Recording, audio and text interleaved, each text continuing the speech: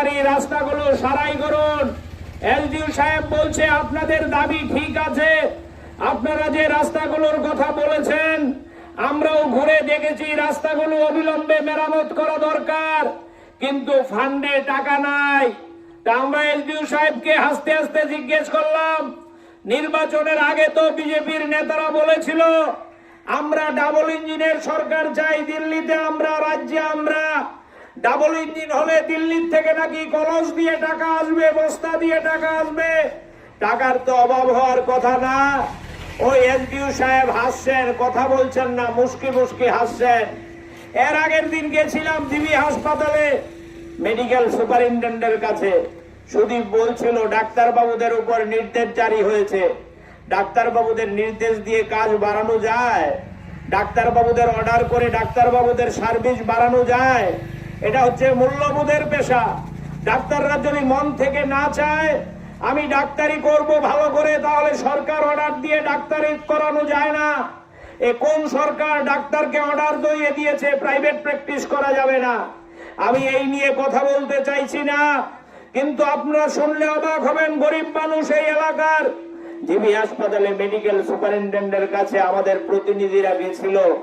প্রতিনিধিদের medical superintendent বলছে আপনারা যেই দাবিগুলো নিয়ে এসছেন এই দাবিগুলো নিয়ে আমরাও প্রতিদিন লড়াই করছি।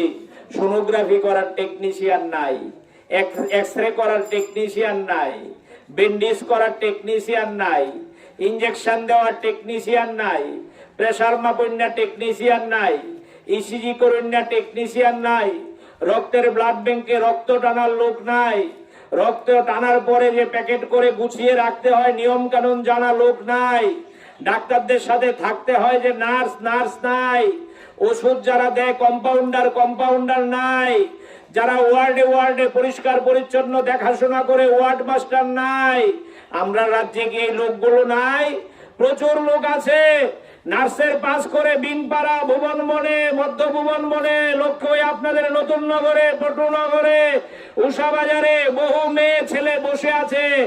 বাবা জমি বিক্রি করে বেঙ্গালুর থেকে নার্স পরিয়ে এনেছে, মা গয়না বন্ধক দিয়ে ওই আলেখ্য দাসগুপ্তের আগরতলা যে নার্সিং হোম আছে উষা বাজারে, এখান থেকে নার্স বানিয়ে এনেছে। নার্সের কোনো ইন্টারভিউ নাই, চাকরি নাই। নার্স পাস করে প্রাইভেট প্র্যাকটিস করছে, 300 টাকা 400 টাকা হাজিরা। সরকারের খালি পদ শত শত রিক্রুট করছে না।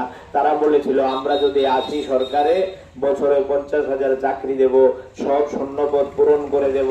আজকে 8 বছর গিয়ে 9 বছর পড়ছে, সরকার শূন্যপদ পূরণ করছে না।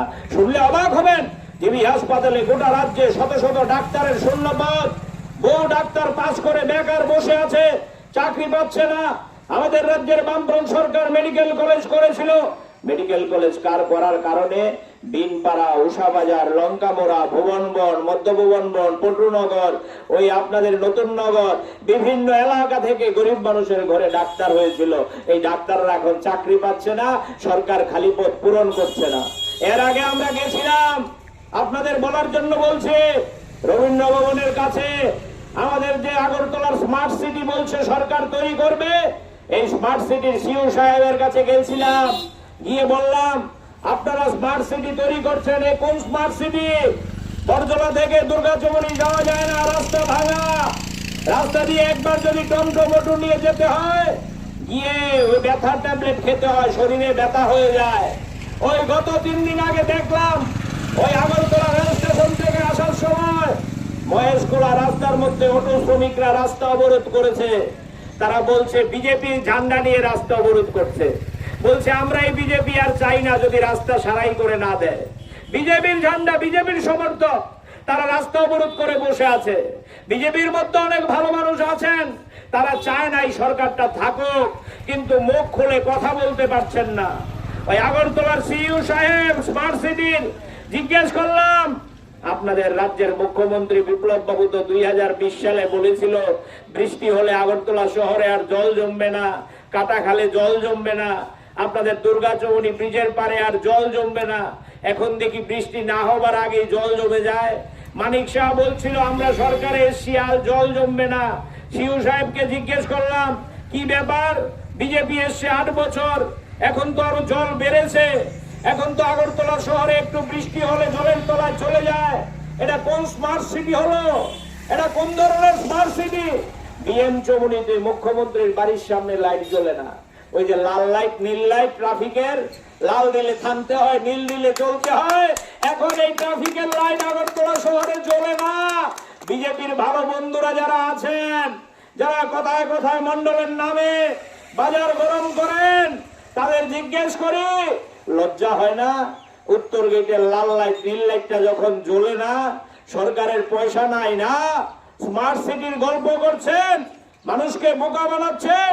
প্রতিদিন আমরা মানুষের স্বার্থে লড়াই করছি, ব্লকে ব্লকে পৌরসভায় যাচ্ছি, মানুষেরকে সঙ্গে নিয়ে যাচ্ছি, জিজ্ঞেস করছি এ কোন সরকার চলছে গরিব মানুষের বিরুদ্ধে যুদ্ধ ঘোষণা করছে। গরিব মানুষকে দেওয়া তো দূরের কথা, তাদের উপর ট্যাক্স চাপিয়ে দিচ্ছে। বলছিল সদিক সাবল্লা, এখন এরকম খালি জায়গা রাখতে পারবেন না, পৌরসভা বলছে ট্যাক্স দিতে হবে। ট্যাক্সের গুণ কত গুণ বেড়েছে হিসাব করে বলা যাবে না। বিদ্যুতের বিল, আজকে দেখলাম স্পন্দন পত্রিকার নাম শুনবেন আপনার।